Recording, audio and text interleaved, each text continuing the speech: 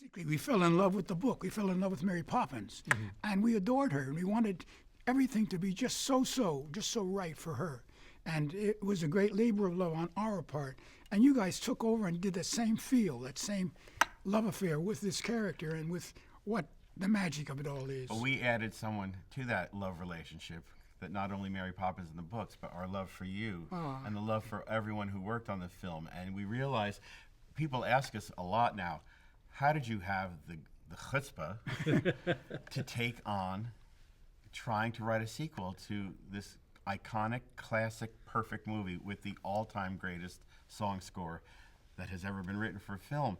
And we realized after a few weeks of total fear that this movie and this project would be our chance to almost speak for generations of people, and that it was a great honor for us to, with our songs, with our music and lyrics, to say thank you to you.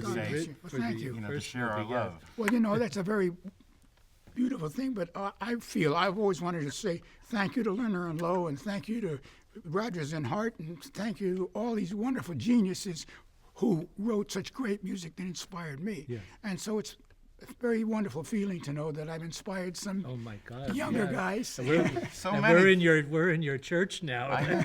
God gives us a talent, Some people have it, some people don't. And you're given a talent. You don't take any bowers for a talent. That's something that's been given. Right. But what you do with it, that you can take a bow with. And I feel that the greatest honor to me is the fact that younger people like yourselves are inspired by what Bob and I did. And it makes me feel very good, because all we did was, we were paying homage to our predecessors as well. We just were very grateful that we were in the same business. Yes. I, of course, want to ask you this, what everyone always asks us, is your process of songwriting. Did you write here on Mary Poppins, here on the lot? Did you write or you were at home? Let's see. Well, a lot of Mary Poppins was written here, but we started it before we were under contract to Walt Disney. We were just given a book. Read this and tell me what you think. And they would say, it's Mary Poppins by Pamela Travers. We never heard of any of it. And so we said, God, so we're reading these things, and these stories are popping out at us. And he said, there's no storyline, but by God, there's a lot of wonderful little episodes here. And what it needs is a story. So when we came in to speak to Walt after he'd given us this book, we said, this is a great series of episodes in search of a story. But if you have a story, we can do something with this. So he said to us, what do you think? We said, well, we think it should be something in the family. Maybe the problem with the father, he doesn't pay any attention or something. We just sort of were playing around with that. And he says, how'd you like to come to work here? Because he liked our ideas. So he put us on staff. And then now our first assignment was develop something for Mary Poppins. And so along with all the other assignments, songwriting-wise, which was fun to do, we were developing a storyline for Mary Poppins. Because if you read the books, which I'm sure you have, there's no storyline. Right. It's strictly a wonderful series of episodes. So I think that was it. We developed a storyline for Mary Poppins. That gave us the chance to write songs for it. When people ask us about writing songs, it's always true that we say the idea has to come first. Yeah. That's the hard part. You could sit there for days. And then once you have that idea, there's just a toboggan ride of the words start coming out. So is that what was it like? Precisely. I love that toboggan ride. It was really, once you have that key, that wonderful thing, that need, and we had the storyline. Once we had a storyline, it was just popping out all the time, coming. Poppins out? Poppins out. Did you write at the piano together? I would sit at the piano and we'd throw lines back and forth. And That's kind of how we do it. And and I'd say, how about something like this? He'd say, yeah, that's good. Go up over here. Okay. But it was a very shared collaboration, and it was a lot of fun. Bob and I sort of think like one person. We finish each other's sentences. Yeah. I guess, once again, it's a ballad. It's the song that she sings to the children, the place where lost things go. Beautiful song. It's Beautiful to song. find a way for her to sing to small children and not About depress loss. them further Right. about they're missing their mother. But there was a beautiful chapter in one of these sequential books where Mary's uncle is the man in the moon. And then on the other side of the moon is where all the things we're missing live.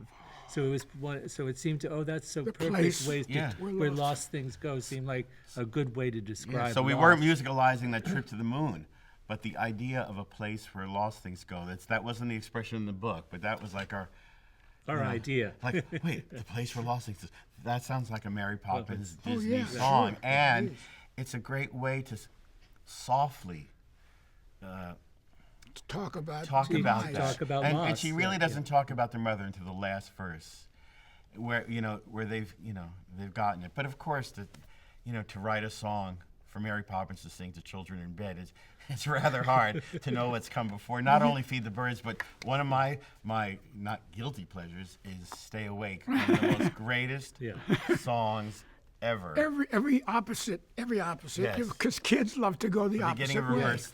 Reverse Psychology. psychology. I mean, we do that with Can You Imagine That, where she says, "How could you dare to have fun?" It's You the did that, worst right? thing." Exactly.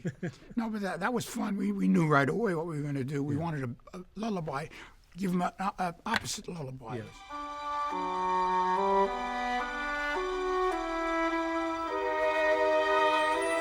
I honestly can't remember why we kept most of this stuff to begin with.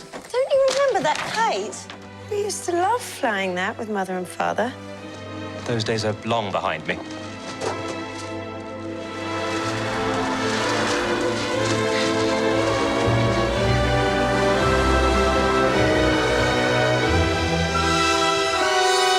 That's why I live and breathe. I was flying the kite and it got caught on a nanny. Mary, Poppins, you came back. you seem hardly to have aged at all. Really? One never discusses a woman's age, Michael. Would have hoped I taught you better.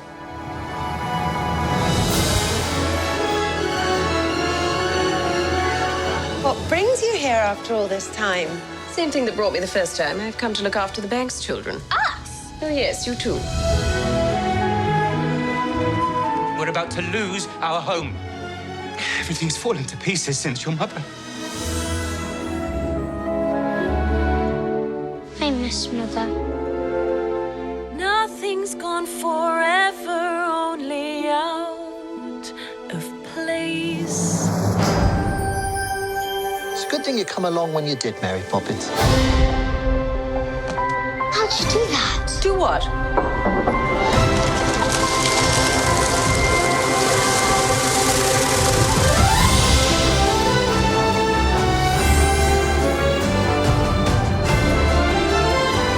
So you've been off filling the children's heads with stuff and nonsense.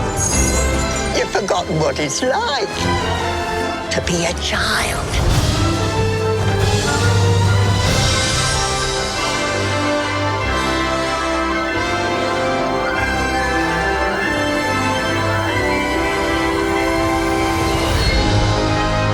Everything is possible. Even the impossible.